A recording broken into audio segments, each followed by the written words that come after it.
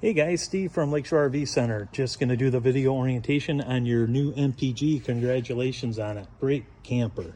We'll start on the outside here, work our way to the inside. And then if you have any questions, feel free to get a hold of me. You can always reach me on my cell. That number is 231-736-9162.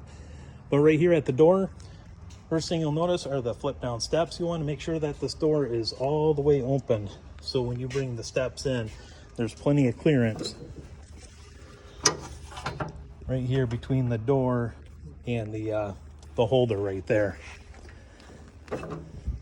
You have your two outside speakers here. I'll show you where the stereo is, how to operate that, your LED light strip under the awning, and then the power awning itself. All those controls are inside. Right here you do have a 110 outlet and then cable outlet right here. If you want to hook a TV up outside, you could do that right here. Extra storage, this flips up. There's a little magnet right here to keep that open, and then you can store all of your tools and your jacks, wrenches inside that. Those are for backup. To operate your front jacks, you'll see right here, extend and then retract to bring them up. That's all controlled here, and you have a separate control in the back for the rear jacks. Battery is in the battery box here. That is a deep cycle 12 volt, 20-pound tanks under the cover here, and then you have your power tongue jack right here for up and down.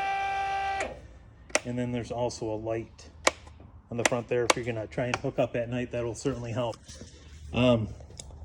LED lights in the cap, and again the switch for that is inside. I'll show you that in just a minute. As we come around to the other side, you have your pass-through storage. There's a sewer hose right here. This is a 30 amp connector to just regular 15 amp, so you can plug it in at the house. Next to this is where you're going to fill your fresh water tank. This cap will just remove. Hose will actually fit inside there, and there is a port, a vent right here. As it fills up, the water will start to come out, but you'll hear it and then just shut it off.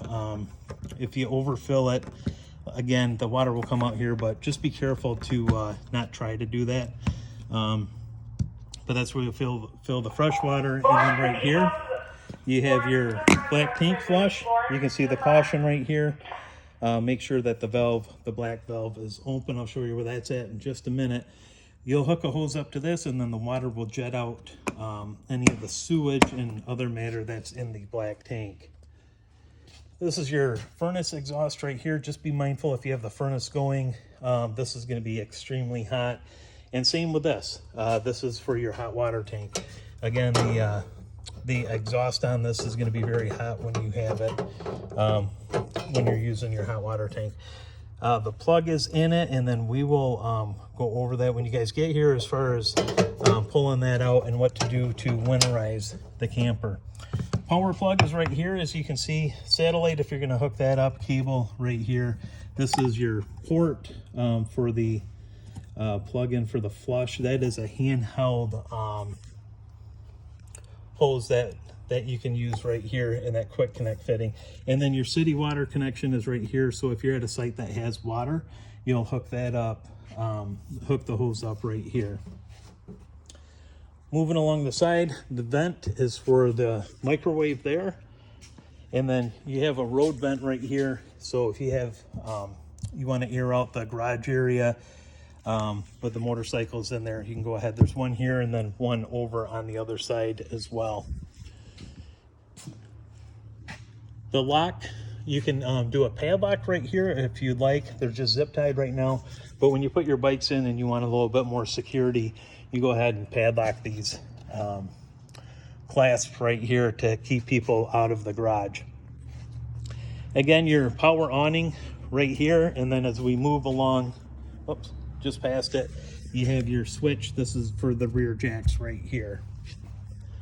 As we go into the camper,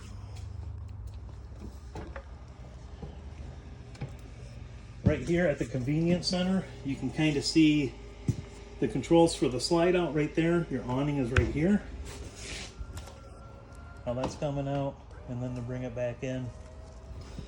And then for all the lights right here, awning light, cap lights, auxiliary lights, that's under the step, cabin lights right here. on and off. And then under this is your converter. This takes the AC power, converts it into DC for what runs off that, like your lights, your slide outs will run off the 12 volts. So you have fuses in here and then also breakers as well. And they're all going to be labeled as to what they're designated for. Here's the other road vent I was telling you about. The other one's in the corner there. So if you want to get some circulation going as you're going down the road to keep the fumes out of the camper, that's how you would do that. You can see that the opposing sofas are in the stow position right now. And then when you guys get here, we'll show you how to bring those down and then also set up the patio as well. A little bit easier to do that in person than trying to walk through on the video. You have your Everchill fridge. This is your electric fridge right here. You have temperature control in the back of it. That's the freezer part, and then the fridge part is right here.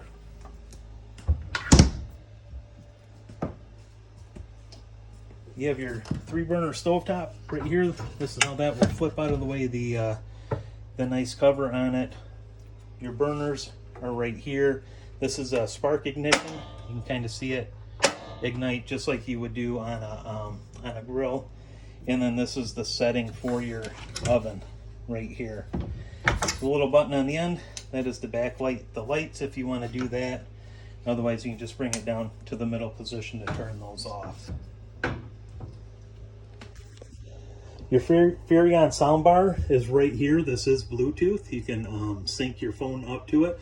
Zones 1 and 2. 1 will be inside. Zone 2 will be outside, where the speakers were at. And then also, if you're going to hook up a television, your mounting bracket's right here, outlet. And then this is right here, TV on. That's for the aerial antenna. Otherwise, you push this button to turn that off for cable. But that's your booster right there for your signal for your antenna. Right here, this is going to be your thermostat control. You can see right now it is in the off position. If you touch mode, that is the fan setting for automatic, which is what you would want. Cool, it's set at 55 degrees, so this will turn on in just a second here. That is going to be your AC. And you can adjust the temperature up and down just like so. Next mode would be furnace. And again, the guys were prepping this, so they had that going too. The furnace will kick on in just a second. But that's same thing as far as the temperature you want it set at, furnace. And then if you want to turn everything off, just toggle it again to off. So automatic, that's for the fan. If you want to run the fan in the AC for noise, or just do a little bit of circulation without that going, you can go ahead and do that. That is to run the AC, furnace, and then the off position. That'll turn off in just a second.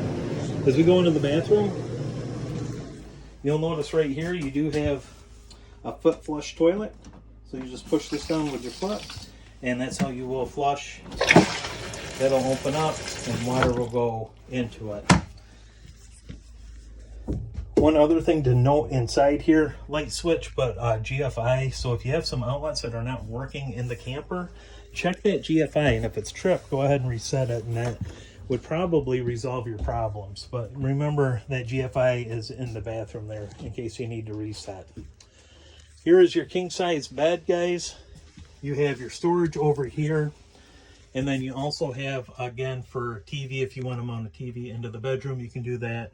And then the hookups will be right above it. Light switch under the bed right there, as well as up in the ceiling. And then you have your duct for the AC, and then for the furnace as well, that blows down by the floor there. So guys, that is the orientation on your camper. If you have questions, let me know. Otherwise, I will plan on seeing you in just a few days. And again, any questions, you can always reach me at 231-736-9162. Thank you much.